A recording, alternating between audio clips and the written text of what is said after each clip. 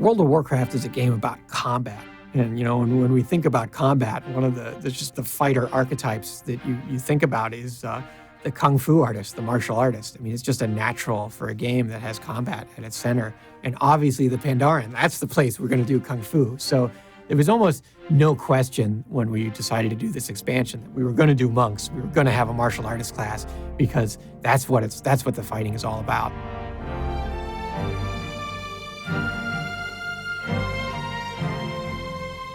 To be honest, I don't think there was really much debate at all going into Pandaria that the monk was going to be the new class. As we talked about the monk, as kind of the new class, it was just kind of a no-brainer. If you look back at doing Northrend, Wrath of the Lich King, there was a lot of discussion about the Death Knight, if that was going to be the class. And we really went right up to the end on that before we picked the Death Knight.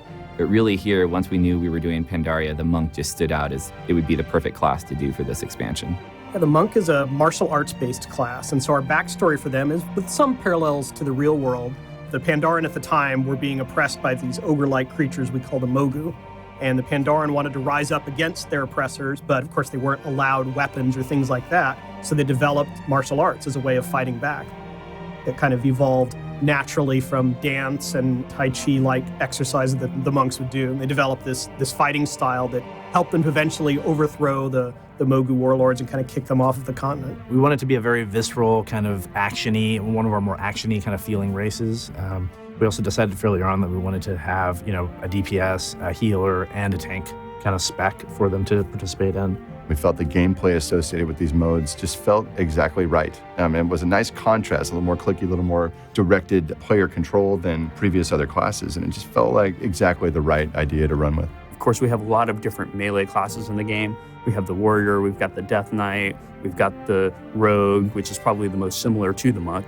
But it's very important for us that the monk have a very different feel. And so while the rogue is all about sneaking around and backstabbing and doing dastardly stuff, the monk is really much more up in your face. There's a lot of movement involved. So it ends up feeling very different. Everybody's scheming to which character they're going to devote to that, which one they're going to throw over into monk so they can go fight. I predict there'll be a lot of fist fights in the game right away. What's funny is that as we developed Warcraft over time, especially the Pandaren kit over time, kind of started with brewmasters, right? Shen Stormstout was, this brewmaster, he has a big keg over his shoulder. Once you said Pandaren and monk at the same time, it's like, okay, now a lot of the things are going to kind of start to come together as a kit to actually make sense, So the Pandaren Brewmaster, that's something that's kind of a signature piece within the World of Warcraft universe, and so one of the trees ends up being the Brewmaster tree. Their love of beer and of brewing is one of the core parts of Pandaren culture. But we decided to focus on the Brewmaster as specifically a tank spec, in terms of they're the stout, hardy monk tank. The DPS melee spec is called the Windwalker. They kind of emphasize fast movements and getting across the battlefield and punching someone in the face. And then they have a healer, which is called the Mistweaver. And the healer heals primarily by manipulating the spiritual world and the outer world, and also with the wise medicine persona. The healers are a little more traditional. They have mana, but they're still up in the front, kicking and punching and doing their thing. A lot of location-style healing, a lot of target this guy and there's an area effect of heal. There's a lot of just really cool, interesting mechanics coming with the monk. Almost every race can be a monk. Our fiction there is that as the Horde and the Alliance have discovered Pandaria, the Pandaren themselves have kind of spread through the rest of the world and started educating everyone from humans to Forsaken and how to be a monk. At the time, only Worgen and Goblin can't be a monk. That may be something we revisit in the future. Partially, that was due to the way we told their stories, which kind of happened in the past, so there wasn't a great opportunity for the Pandaren to show up many years ago in Gilneas. And partially, we thought it didn't fit the flavor of those races. The Worgen are very feral and primal and bestial and not really known for their inner focus. And the same is true of the goblins. They're more about manipulating the system rather than kind of being one with nature.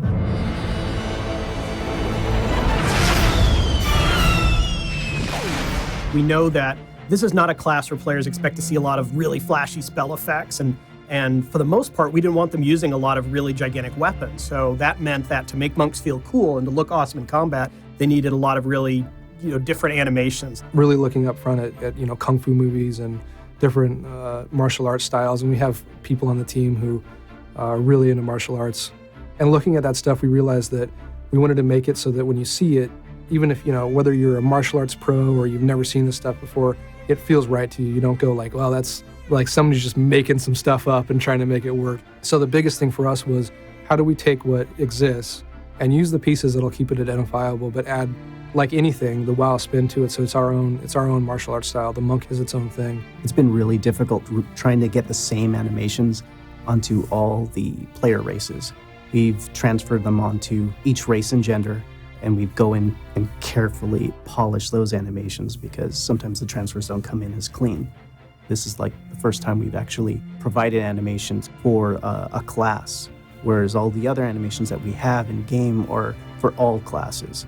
So this one was a little trickier because we had to be very careful as to, okay, they gotta look really good on all of the player races. So we try to make sure that when we're putting it on the character, that it still feels like you have an undead character. They're hunched over a bit. So we try to keep that hunched look on them, because if we don't, then they look more human.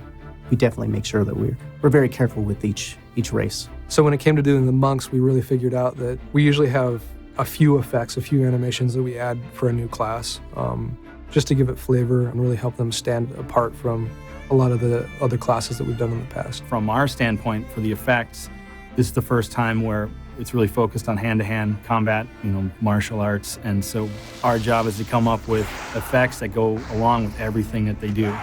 If it's a flying kick, is there a big dragon flying along with them? Yes, there is.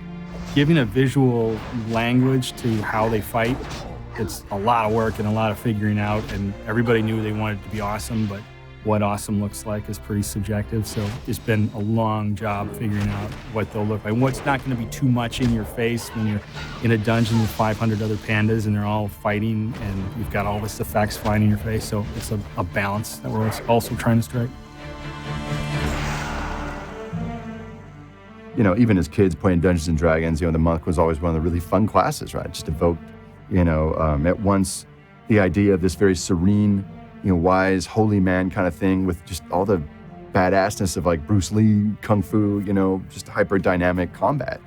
I mean, you put those two flavors together, with the strong sense for adventure, and it's just a really compelling character kit. New classes are really exciting. We know a lot of players. Gives them a good chance to come back. Gives them a chance to roll a low-level Pandaran because now they have a new class. They can try it at the same time.